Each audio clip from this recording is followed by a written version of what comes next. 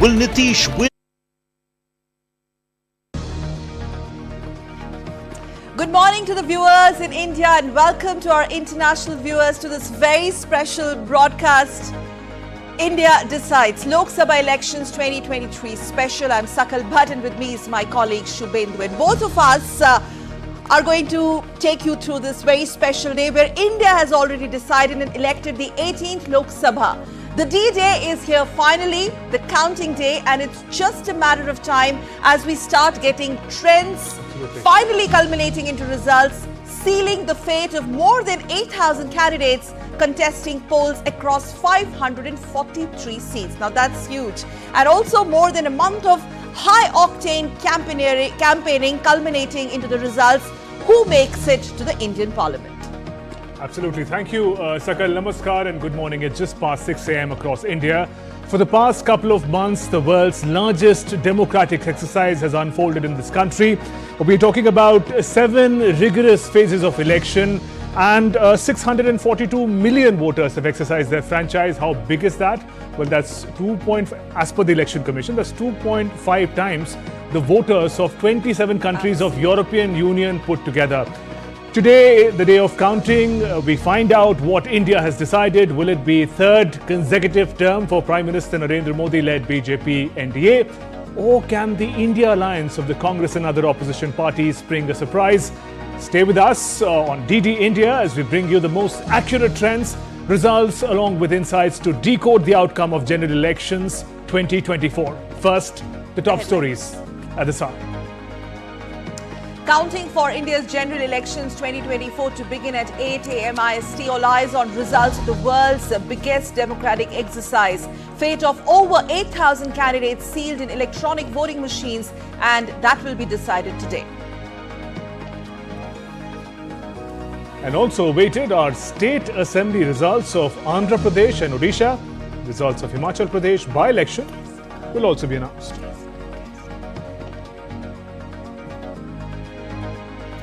Robust security arrangements placed on all counting centres across the country.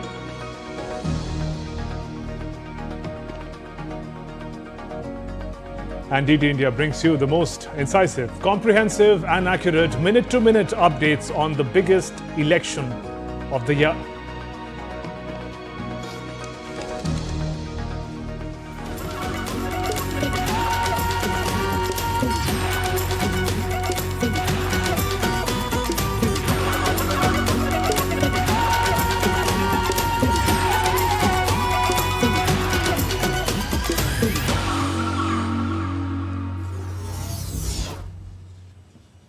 So the process of the formation for the 18th term of India's lower house is in its final leg as the counting of the votes is set to begin shortly.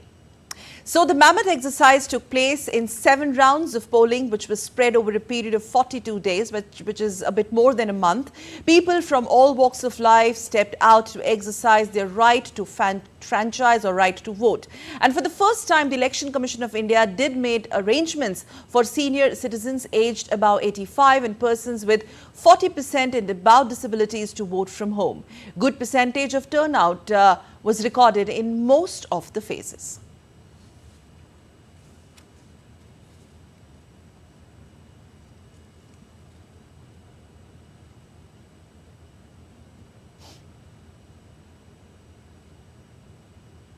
And now all of this, the rigorous electoral process will culminate to the formation of the 18th Lok Sabha in the Parliament.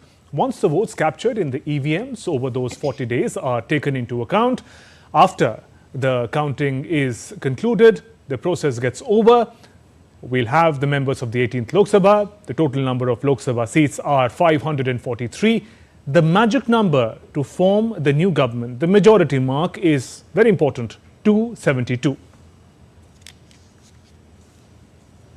If you look at the graphics, NDA already has 1 seat. That's the Surat seat of Gujarat that the BJP, the NDA, have already backed. So therefore, we're showing 1 against NDA in the graphics that you see. So 1 seat out of 543 is already decided. Where the India Alliance and others have yet to open the account because the counting officially starts sharp at 8 a.m. And we on DD India will continue to get the trends, First, accurate, incisive numbers only on your channel DD India.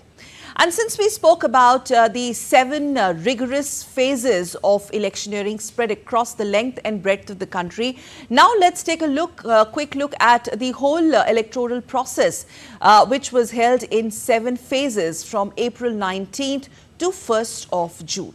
So these are the states which went to polls in phase 1.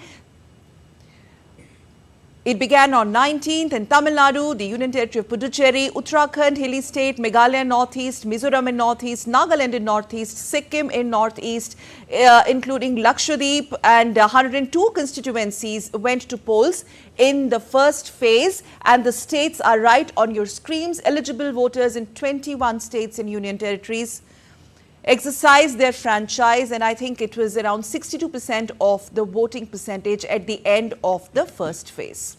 So those are the updates on phase 1. We'll just take you through the 7 phases, the most important details of it. From phase 1, let's go across to phase 2 now. We're right now showing you the states or parts of the states that went to polls in phase 1. Now let's talk about phase 2 of the general elections 2024. 89 constituencies across 13 states went to polls in the second phase on April 26th. The map that we are showing you on your screens right now, it looks blank. The counting is yet to begin.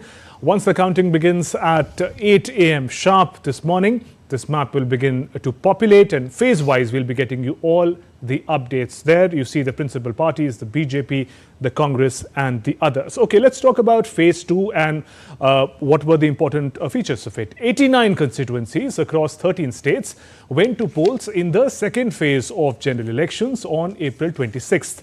This phase included all 20 seats in Kerala, 14 seats in the southern state of Karnataka, 13 in Rajasthan, 8 each in Uttar Pradesh and Maharashtra. We look at the voter turnout. The voter turnout stood at 66.71%. Voter turnout was recorded in phase 2, Sakal. Okay, so after phase 2, let's move on to the next graphic. That is phase number 3. That's right on your screens. This was held on May 7th, phase 3. Encompassing 93 constituencies across 11 states and union territories, and with the BJP securing Surat unopposed. 25 seats in Gujarat went to polls in this phase. Polling was also held in Maharashtra, in Uttar Pradesh. 80 seats, remember, they're one of the most populated states. Absolutely. And critical also in terms of numbers, very significant. And the second most important being that of Maharashtra with 48 seats in offing. Karnataka, down south, Chhattisgarh, Bihar, northeast Assam, West Bengal as well as Goa. Now, there were 9 seats in Madhya Pradesh, that's the central Indian state, including Betul, where elections were deferred earlier, also went to polls on 7th of May. Now, as per the Election Commission of India, again, 65.6% voter turnout was recorded at the end of phase 3. Absolutely. And the one again that you see against the BJP is the Surat seat, the results of which were decided unopposed. So after phase 3, let's talk about the 4th phase of general elections 2024. 96 constituencies, Sakal, went to polls across 10 states, union territories. In the 4th phase, this was on May 13th. This phase included 25 seats of Andhra Pradesh, so all the seats of Andhra Pradesh, 17 seats across Telangana, 13 seats in Uttar Pradesh, big state of Uttar Pradesh, voting across 7 phases of these elections, 11 seats in Maharashtra, 8 seats each in Madhya Pradesh and West Bengal. Polling was also held for 1 seat of Jammu and Kashmir. 69.16% voter turnout was recorded in this phase of polling. It also looks like the highest polling percentage, Sakal, in these 7 phases of elections. And this was the peak of the summer. That is right. I mean, the summer still continues, the Indian summer, unprecedented heat wave conditions amidst which all the electioneering took place. And now let's move on to the phase number 5 on your screens, please, where 49 constituencies were spread over 6 states and 2 union territories in phase 5. This phase also, in fact, recorded the lowest, and the lowest was 62.2% voter turnout. However, the Baramulla constituency in Jammu and Kashmir recorded an all-time highest voter turnout of 59%. 49 seats in phase 5. Those are the figures of the phase 5, and again we're showing you that map. It will soon be populated once at 8 o'clock sharp. Yes. The counting begins. Right now the map looks a little blank. The scores will also be updated against the principal parties, the BJP, the Congress and others. We'll also look at the numbers alliance-wise. From phase 5, let's turn to phase 6. The sixth phase of the general elections was held for 57 seats in 7 states and union territories. Eligible voters in national capital Delhi, Haryana, parts of Odisha, West Bengal, Jharkhand, Bihar, Uttar Pradesh exercised their franchise in this phase on May 25th. 63.67% voter turnout was recorded in the sixth phase of the general elections. And now switching to last and the final and the penultimate phase, the last round or the last over, they say. Seventh phase in Lok Sabha elections 2024 was held for 58 parliamentary constituencies on 1st of June that covered 8 states and union territories. All seats in Punjab and hilly state of Himachal Pradesh and parts of Uttar Pradesh, Bihar, Jharkhand, West Bengal, Orissa, they went to polls in the last phase of general elections for 57 constituencies spread across these states. And the results will be out sharp at 8 a.m. when the initial leads will start trickling in from all these states. Right, so those were the summary of the rigorous 7 phases of general elections. The phases of general elections that are behind us now, what's ahead of us is the counting at 8 a.m. sharp, as Sakal mentioned. The counting of votes is going to begin. We'll be getting minute-to-minute updates on and it's interesting. The poll minimum, update. the minimum voter turnout recorded was 62 point something percent and maximum 69. So overall, a good voter turnout, a mean average being 63 or 65% and above. Absolutely, and all 7 phases of the general elections were successfully conducted. India set a world record with 642 million registered voters in this polling season.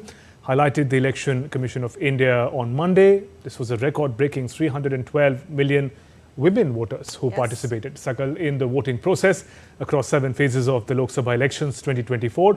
Several lessons were also learned. The Election Commission said the next general election would be concluded by the end of April to avoid the impact of severe heat wave. That's a relief. But here's a detailed report. More than wins or losses, when the poll itself makes world records, it is definitely a victory for democracy. And India did just that. India created a world record with 642 million voters participating in this year's general elections.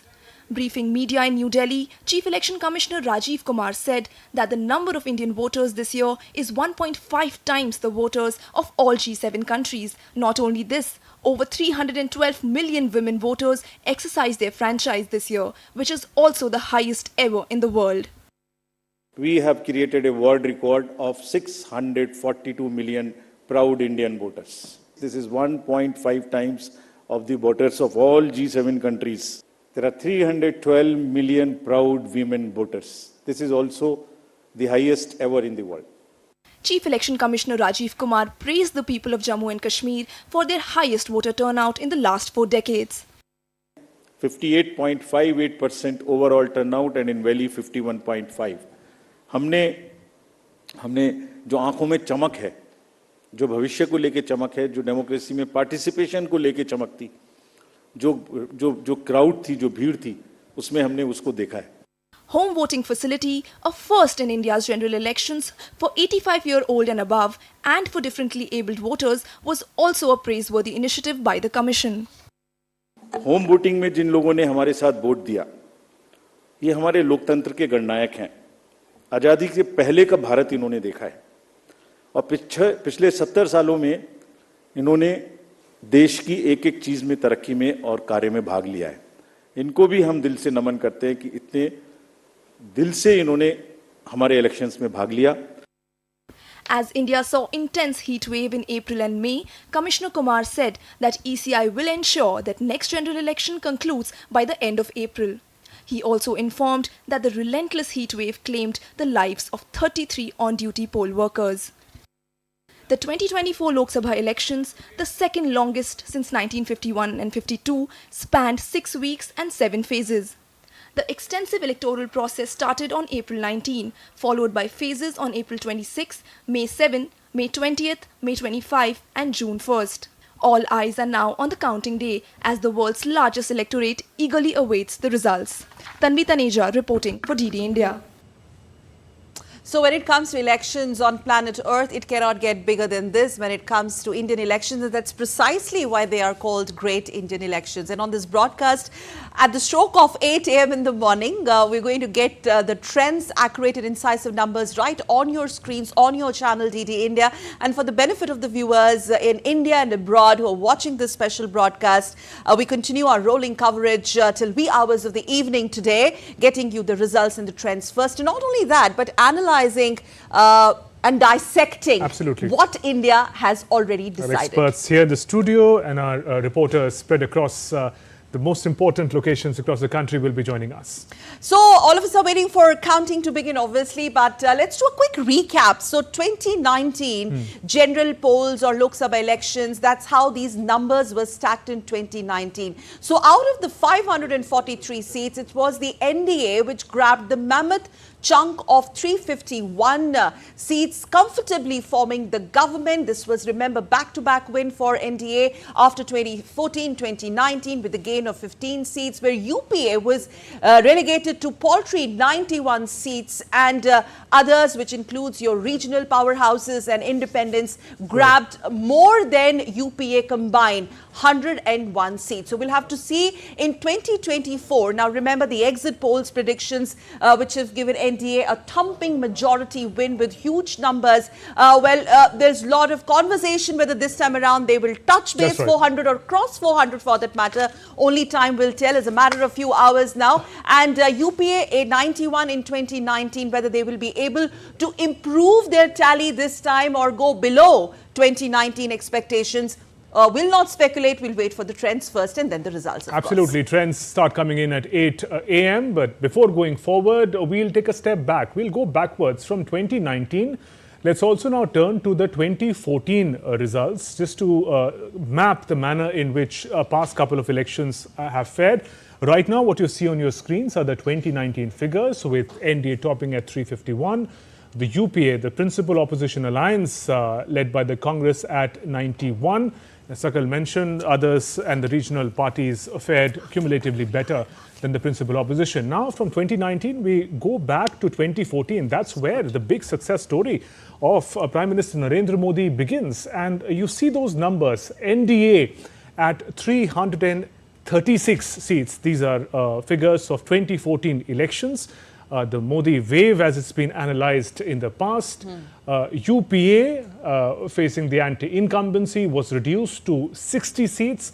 Others, independents, independent candidates, regional satraps as they're called, scoring 147. So in both these elections, we see that the independents and the regional parties cumulatively performed better than the principal opposition alliance of the UPA. This time over, there is no UPA. There is going to be the India Alliance, Congress being one of the principal components of it, and also other regional parties. But these figures that you're looking at on your screens right now are the figures from 2014. Let's also look at the prominent parties of 2014 elections, the manner in which they fared. BJP on its own clearing the majority mark with 282 seats. Remember, 272 is the majority mark that needs to be cleared.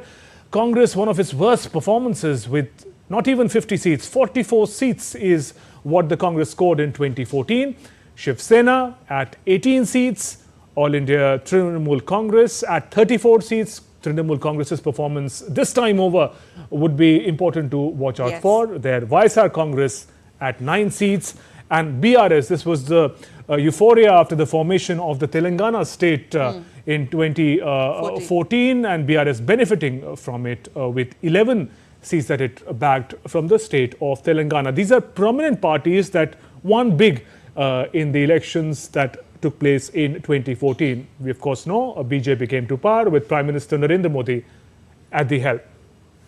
Okay, now also let's take a look at the alliances of 2014, where NDA grabbed 336 with the help of the principal party being the BJP. The entire alliance grabbed the lion's share of 336, comfortable mark, UPA 60. The UPA alliance in 2014, that's one of the worst performances so far, but we don't know what happens in 2024. Although the nomenclature has changed, it's India Alliance. We'll have to see whether the alliance was galvanized enough to stop the unstoppable Modi wave or not. And others doing much better, way ahead, in fact, than the UPA combined 147. So clearly in 2014, riding high on the Modi wave, NDA grabbing 336. And now also, let's also understand the vote share, Shubhendu, of 2014. It's imperative to understand this so that we are able to compare it in 2024 when the results come in. So BJP getting again leading from the front. The BJP, so interestingly, the vote share stood at 32.85%, which was tad bit lesser than the others at 41.47. But nevertheless, Congress's vote share literally decreasing with a paltry 19.31%. Shiv Sena unchanged, and Trinamool Congress reduced to a mere 3.84%. Mamata Banerjee, no good news for her in 2014. 2024, again, the third important state of West Bengal in terms of numbers. We'll have to see whether Mamata's bastion has been adequately challenged by the BJP this time around, and YSR's Congress with a meager 2.53%. We'll also have to look at these numbers vis-a-vis the states and regions that they represent. Trinamool Congress at that point representing just the state of Bengal primarily and scoring big in 2014. And YSR Congress had also swept his own state of Andhra Pradesh at that point in time. And interestingly, 2014 to 2019, the BJP also increases its vote share, and we'll look at those figures as and when they come in. Let me on this note quickly welcome our eminent guests joining us in the studios. Chakshu Roy from PRS Legislative and Aditi Tandon, senior journalist, are joining us in the studio. Good morning and welcome. Mr. Roy, if I can begin with you, they say every election has a particular character that it is known for. We've seen 2014, we've seen 2019. What sets 2024 apart, although even the first vote is not counted as yet, according to you? I think yesterday when the Chief Election Commissioner was doing his press conference, he said something to the effect that possibly the heat set the election apart this time around. But on that lighter note, I think any voting exercise in India is a special exercise. The fact that a sea of humanity exercises its franchise to elect its public representatives in a peaceful manner indicates that democracy continues to strengthen in our country. The faith that people have in the electoral process continues, and hopefully this is something that is unique currently in the world. In our neighborhood, we have seen democratic transitions fall. Even in some developed countries, leaders have failed to accept the mandate given by the people. So for the fact that such large numbers, more than 600 million people came out and vote in extreme weather conditions, that is something to be commendable. I was looking at the package that you guys had put together. 69.14% has been the highest, and the minimum is 62 or 63%. Yes. I just would like to start on a note, on a somber note, that a number of electoral officers lost their lives trying to ensure that all of us as citizens in the line of duty could exercise their vote, which is something absolutely commendable. I would not have heard of that anywhere else in the world. Yes. Aditi, your thoughts? What sets 2024 apart from the previous elections? See, 2024 will be a historic election, a watershed election in many ways. Chakshu has given the larger social perspective of the election, the fact that 64.2 crore voters came out and voted, which makes this the world's largest democratic exercise. So that itself is very, very significant. Politically speaking, it is significant, Sakal, because several records could be equaled or broken.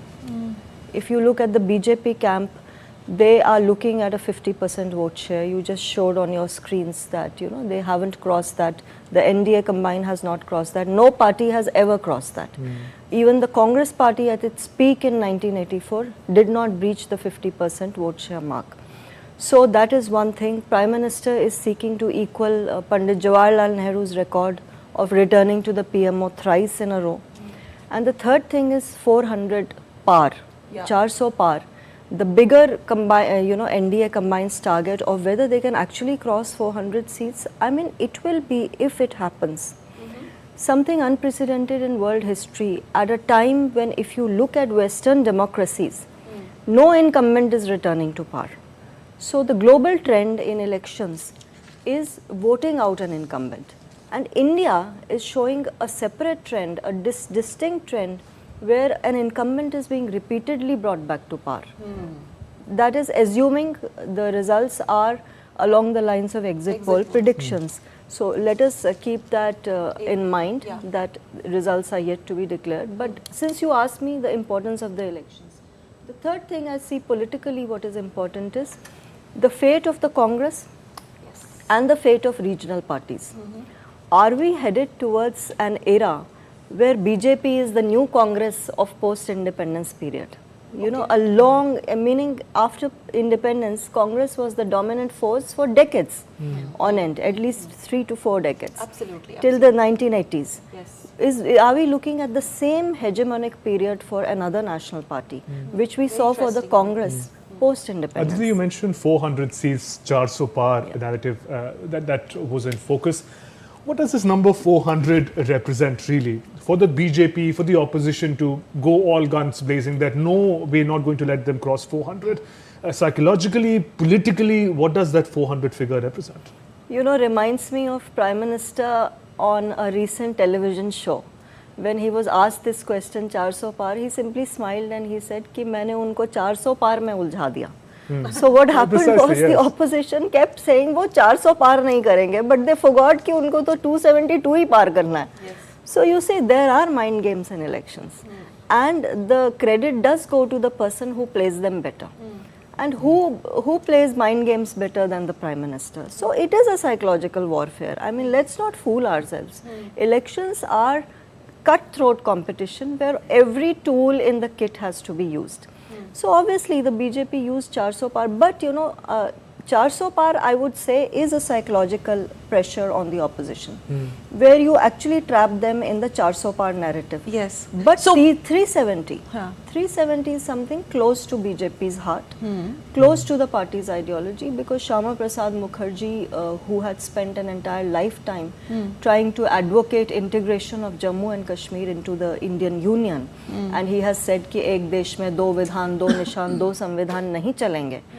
So 370 abrogate, you know, when you abrogated the Article 370, that was an emotional pitch for the Prime Minister when he told each BJP worker that on each of your booths, just get me 370 extra votes. And that extrapolation nationally is 370 seats. Even if this was war of narratives, how do you see this, Chakshu?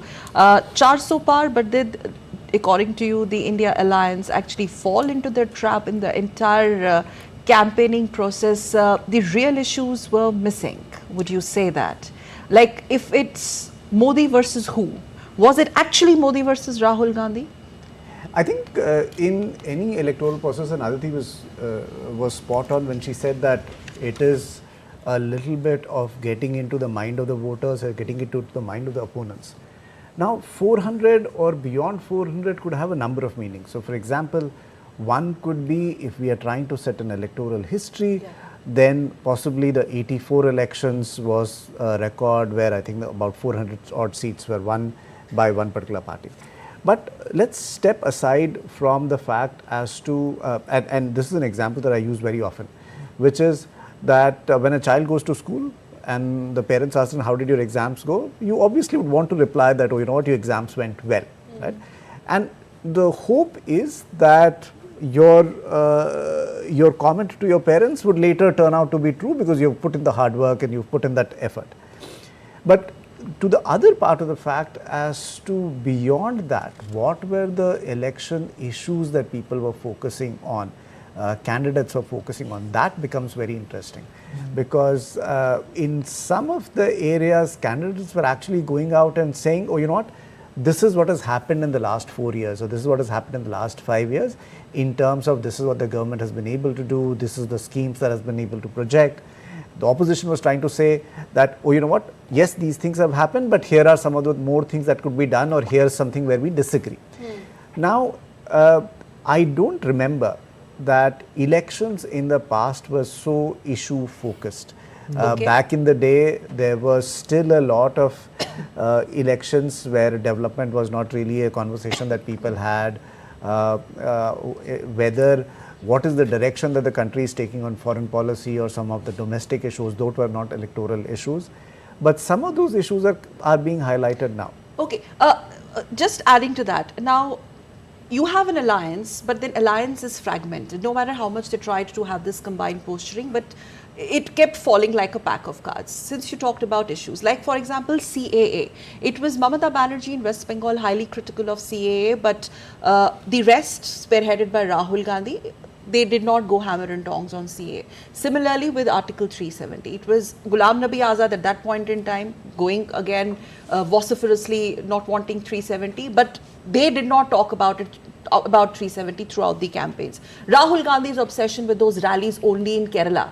And then in West Bengal, the way Congress and Trinamool Congress are fighting on the seats, the infighting. I think in some seats in Uttar Pradesh also. Yeah. So was there any opposition actually on ground in 2024?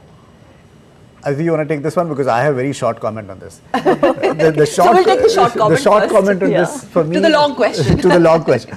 The short comment for me, this is that I think of it as a diversity of a country, right? The electoral diversity, wherein allies can be enemies when it is politically suitable for them, wherein star campaigners within a state where there are some seats that they're fighting against an ally, you know, the campaigners will not go and campaign to show a united front. That will also But happen. are you being fair to the electorate? Then aren't you confusing them? Like what happened in Maharashtra? 2 NCPs, 2 Shiv Senas, 4 different symbols. But what's also incredible is to look at, there is an NCP, there is a Shiv Sena, and there is a Congress in the same alliance Yes. fighting the election, which is fascinating for even the founders of the alliances to think about. And which is where we should not give up on the Indian electorate. The Indian electorate, I think, is smart enough Yeah, to that's the point. make the distinction that even when, you know, there is a campaigning happening for a state election and a parliamentary election, they'll be able to make a distinction between state issues and national issues. So I think that is as key. a point Aditi, of you view. would make a quick point here. No, you see, wisdom of the electorate is one bit, but I do take your larger point that contradictions in a larger alliance are not acceptable to, you know, a lot of voters. Yes. And they also do raise question marks about the ideological, moral positions of a lot of parties. I mean, look at the Samajwadi Party. Their entire history has been one of anti-Congressism. Where did these parties emerge from? What was the root of their emergence? How did they surface? Entire politics, you know, Ram Manohar Lohiya's politics, that it was all anti-Congress. And now suddenly for you all to come together to say that we have to fight Modi, you lose the moral high ground. Because if your entire narrative is that we have to come together because we have to defeat a certain individual, we have to unite against a certain individual, you are actually giving that opponent. So the anti-Modi sentiment was not enough to galvanize the opposition? No, it is never enough, because what happens is in the larger psychological warfare, when you all gang up against one person or one party, the larger electorate starts treating that person or that party as the underdog. All right, we'll continue our conversation about the parties and the alliances. Let's move a little forward. It is the day when we'll finally get to know the outcome of the world's largest democratic exercise. However, on Saturday, after the end of polling in the 7th and final phase of elections, over a dozen exit polls results hit. All of them gave a clear and more than comfortable majority to Prime Minister Narendra Modi-led BJP and its allies, making up the NDA, stirring much debate. Take a look at this report. All the heat and dust of the electioneering ended on Saturday with the 7th and final phase of polling in India for its national elections. Counting of votes is to take place on Tuesday. But Saturday evening saw a flurry of exit poll results being beamed by different Indian news networks. All gave a resounding third term to India's Prime Minister Narendra Modi. News network after news network came up with near unanimous figures. 11 exit pollsters forecast that PM Modi's BJP and its allies would win anywhere from 350 to 380 seats out of the 540 in the Lok Sabha, the lower house of the Indian Parliament. 3 of these exit polls even took the NDA alliance beyond the 400 seats mark, which was the declared election war cry of the BJP in these polls. Only one, conducted by TV9 Bharat Varsh, gave the NDA less than 350 seats, but still much more than the 272 required to form a government. Averaging of all the data churned out by the different pollsters brought forth the poll of polls, which have the NDA at 365, the India Alliance 146, and others at 32 seats. Exit polls can sometimes go wrong, but their near unanimity this time around stands out. However, the opposition refused to give exit polls any credence ahead of the actual results, evoking ridicule from the BJP and pollsters alike. इसका नाम exit poll नहीं है, इसका नाम Modi media पोल है। ये मोदी जी का पोल है, फैंटेसी पोल है उनका। Thank you. The Congress party obviously doesn't know its arithmetic. Even if they add all the digits that they're talking about, that will not be their tally. The Bharatiya Janata Party is on its way to victory under the leadership of Prime Minister Modi. The way his schemes have percolated down to the poorest of poor, one thing is apparent, Jo jeeta wohi Sikandar, but the jeet is clearly that of Narendra Modi ji. Politicians are free to say whatever they wish to say. They can say that they are fantasy polls of Mr. Modi. But when our exit polls were showing Congress is winning in Karnataka, when our trackers and everybody was showing that Congress is winning in Telangana, or for that matter, even if you count other India Alliance partner, West Bengal, Delhi, Punjab, Kerala, Tamil Nadu, and so on and so forth, whenever we were saying that they are leading and they are winning, were we fantasy polls of Rahul Gandhi? Were we fantasy polls of Arvind Kejriwal, fantasy poll of Mamata Banerjee or Stalin? Exit polls always stir up a debate, whether they give a clear or a jumbled up verdict. But their shelf life remains short, and it's the actual election results that matter. Counting day on Tuesday is not far, and we'll soon find out who stands where. Bureau Report, DD India. Their exit polls report there have a shorter shelf life, but do make for an interesting conversation. Or they set the tone yes. for the real results, Absolutely. or they are indicative of anything but the And results. Chakshu, how do we see this? I mean, there's a lot of controversy around it in terms of numbers, in terms of direction. How much can exit polls be trusted? Okay, so let's first understand what exit polls are. Exit polls are that after voters have voted at a booth, pollsters waiting outside either on that polling day or maybe a few days after would reach out to voters and ask them as to which way they voted, and then hopefully put all of those numbers together to come at a number. Now, there are 543 parliamentary constituencies, voting booths spread all across the country. It is fiscally impossible or very expensive to get every voter to say, how did you vote? So what polling agencies do is that they do some kind of a sampling technique, and for every parliamentary constituency, they have a sample of X amount of voters that they ask that question, and then they base their results on that.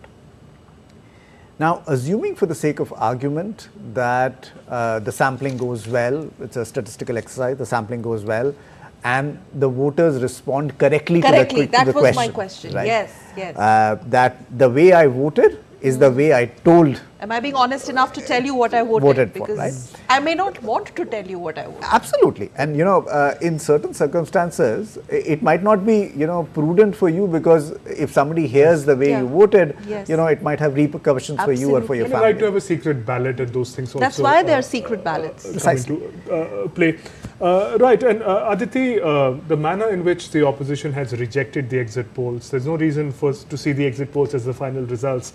But the manner in which they've rejected it, all of them, and all of them pointing in the same direction, what is your assessment of also the manner in which the opposition is ready to face the realities of the times?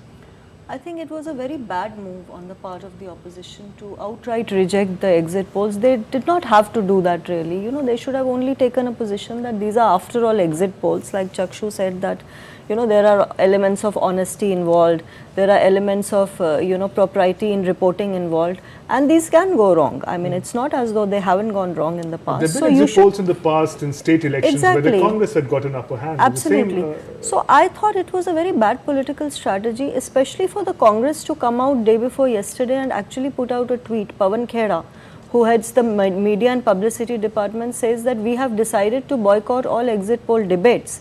Next day, India parties have a meeting and all other India bloc leaders prevail upon the Congress saying that this is a bad thing you've done. So again, then they then they took a U-turn, and then again the same Pawan Khera comes out and say we've now decided to take part in the exit poll results because we do not want to give the BJP a so this flip-flop on exit polls, we've seen Chakshu flip-flop on issues also, but sticking back to the exit poll, that point that you make, so exit poll may or may not be exact, A, B, how much do you think they are indicative of the mood of the nation? I think they're definitely indicative, right? I mean, whether we agree with the results, whether we dispute the results, they're indicative of the fact that if a certain sample is giving a certain result, and maybe the result could be different if you expanded the sample, but what it does indicate is that perhaps all the samples of the different polling agencies were not the same, right? So whether, you know, there's a tinge of pink in the water depending on the amount of ruh afza you add, but if all of our ruh afzas have some of that tint, that means that there is some presence of ruh afza in the water is what we have to think about. So what is the ruh afza here? Like, if you look at the numbers, can we have that graphic? It's almost all exit polls have comfortably given 300 plus to the, thank you very much, NDA. I mean, all can't go wrong. I mean, you have 385, 355, 361, 371, 353, you know, between the range of 350 and 400. You would like to take that one? I do, you know, looking at the chart that you are putting out, it's very difficult to actually dismiss all of them in one go. It is not easy. Because can everybody go wrong is the question. Yes. And why would everybody go wrong? Yes. Was everybody motivated? Why was everybody motivated? So, I mean, it's very simplistic to say that the exit polls are Modi polls or whatever they are, rather than actually take them on face. How can you actually manipulate exit polls? And Chakshu, I'm tempted to just return to the figure of that 400 par. Although if you look at the figures, that 400 figure does not appear very clearly. The maximum is 392. However, we also see trends that either 401. There is one. India Today. India CNX Today. and India Today. Access, they give you CNX and India Today. Yes. Give you that figure. Now, my question is this, Chakshu. It's possible that these exit polls are wrong, but it's also possible that these are right and they're giving a conservative figure for the winner. That possibly the winning party or the winning alliance could have numbers higher than this. Is there a trend that we've noticed in the past where a conservative number for the winners is given in exit polls? Actually, off camera when we were having this discussion, actually that was the point of discussion, that in the last two general elections, the exit poll were wrong in the sense that they gave a conservative number, and when the actual numbers came out, the majority that the ruling party had was much more. So, and you said that at least the direction was right, correct? Now, see, the interesting part is that exit polls, as we all agree, have a very short shelf life. Between the exit poll and the time the results come out, there is about 48 hours or 56 hours or something like that. But also, let's also look at the fact as to what is it that exit polls can do.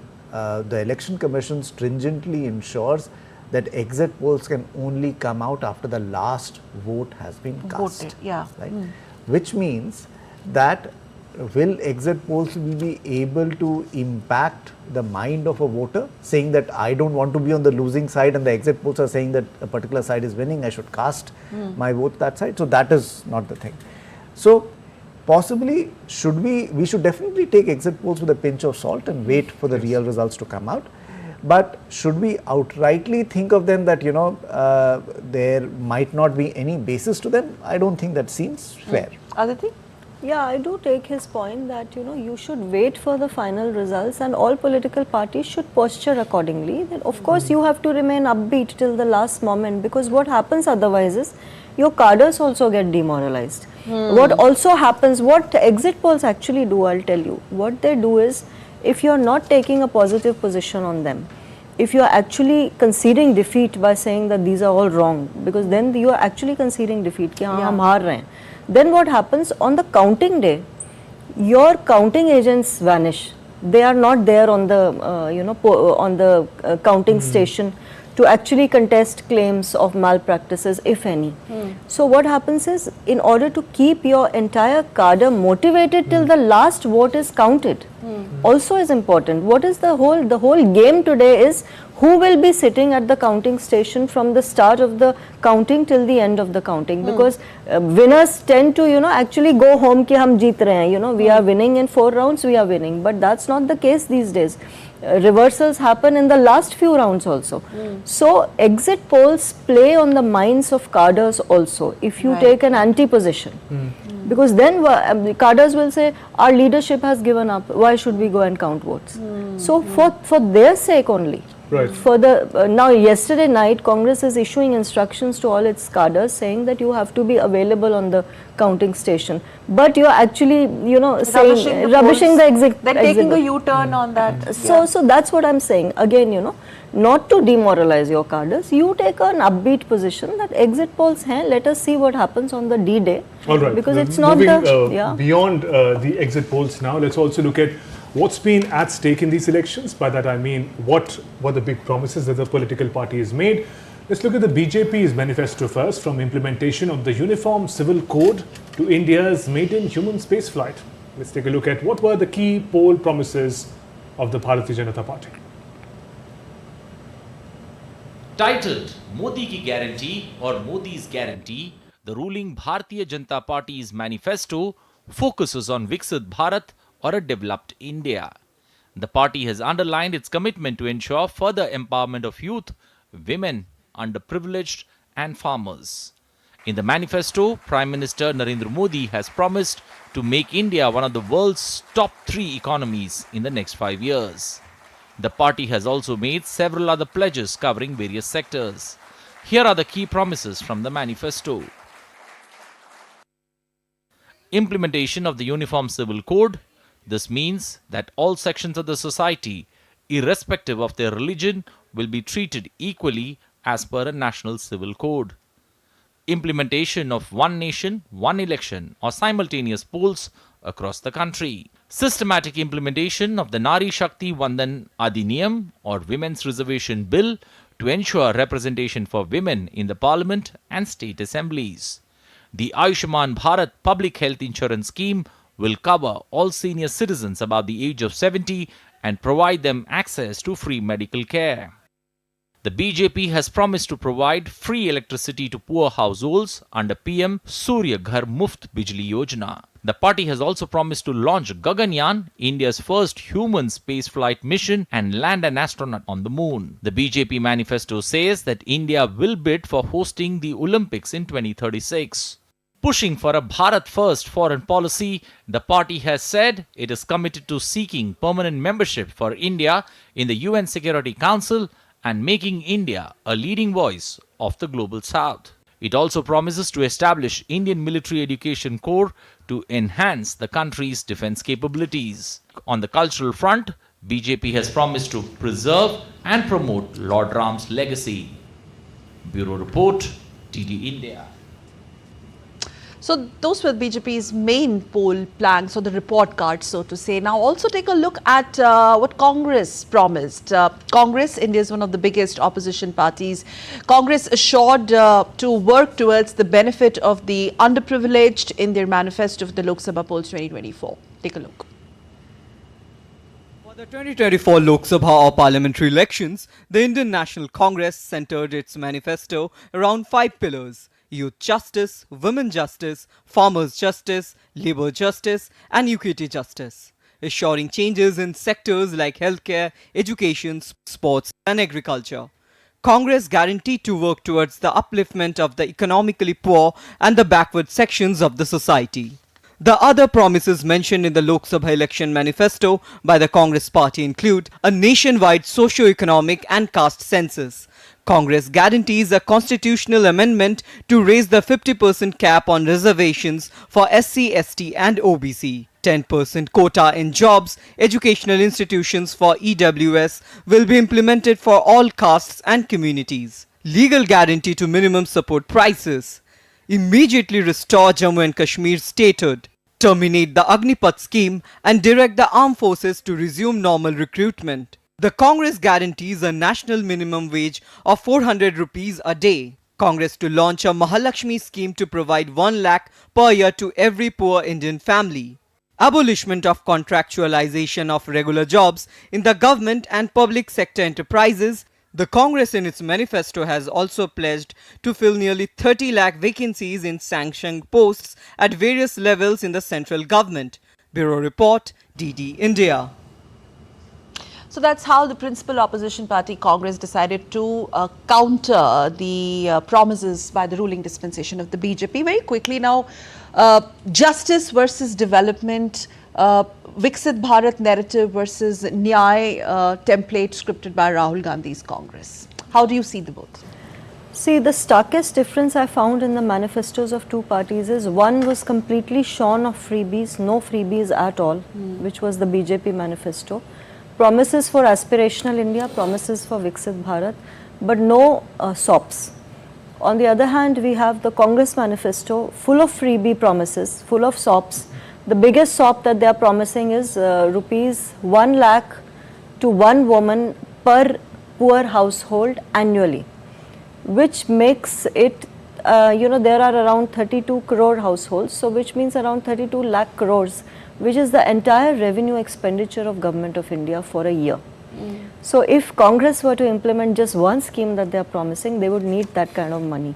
So that is the starkest difference I saw. Of course, Congress reaped benefits of freebie politics in Karnataka, in Telangana and in Himachal Pradesh. So they are going ahead with the same template. Although this talk of reservation, they tried to really take a lot of mileage out of it. See, caste census. And again, that Rahul Gandhi in one of his rallies retracted on that also. That extra comment he made really made headlines, and obviously the BJP built a counter narrative. But what's very interesting is gradual decimation, gradual dissipation of caste census as a poll narrative on the opposition side.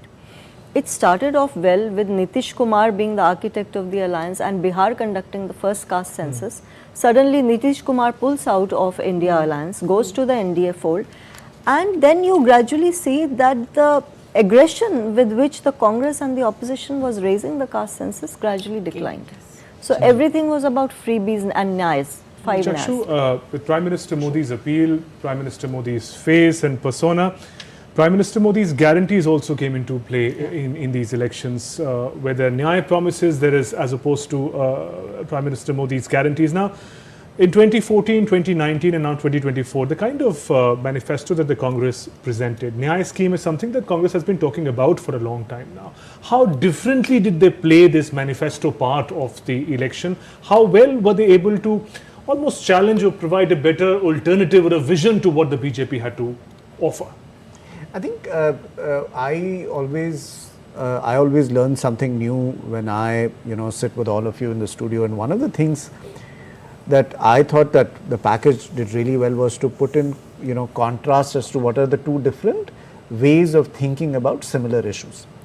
Now, to just give an example, I was looking at one of the manifesto promises by the ruling party, and it said implementation of a women's reservation legislation. The legislation, as you remember, was passed in a special session last year. Now, if you see, the number of women contesting elections has increased steadily from the 1950s. I think it was 3% women contesting elections. This time around, that number is about 10% women contesting elections. Now, I think when political parties bring their manifestos, there are two things. Everybody wants to bring a manifesto that is working towards the benefit of the people and taking the nation forward. True. I think what the electorate makes the distinction is to whose promises or whose track record do I trust more. Right? And we also have to remember, electorate in this country has a long memory. There are people who might be first time voters, but they interact with their colleagues, with their elders, and they want to understand as to what was it that was promised the last time around. Is that being fulfilled? Or do I place confidence in somebody and by saying, oh, you know what, I will take your word for it, and and one last part, what is the aspiration of us as a country beyond the issues that we have? So some of those things are also reflective in people's manifestos, and you want to associate with something bigger. I have a quick question here now. From the electorate psyche's point of view, does it also mean that what is the BJP's or the Congress's political capital?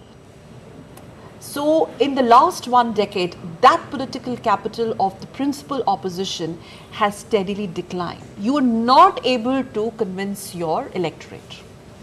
Chakshu, both of you? Yeah, See, of course, when some party is in power, that party is in a better position than anybody else to deliver on promises. So let's give that benefit of doubt to the opposition, that they were not in a position, to do a lot of things.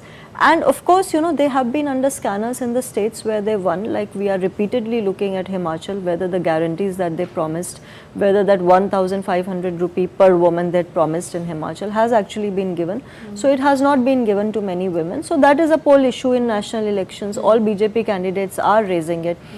But Sakal, you raised a very important point of political capital. Where I find the opposition lacking is they have been unable to capture the imagination of the Indian voter.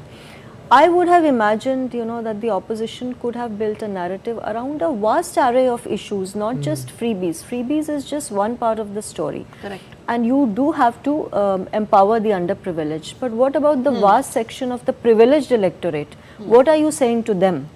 So I think there somehow they haven't been able to capture the imagination that well. Okay.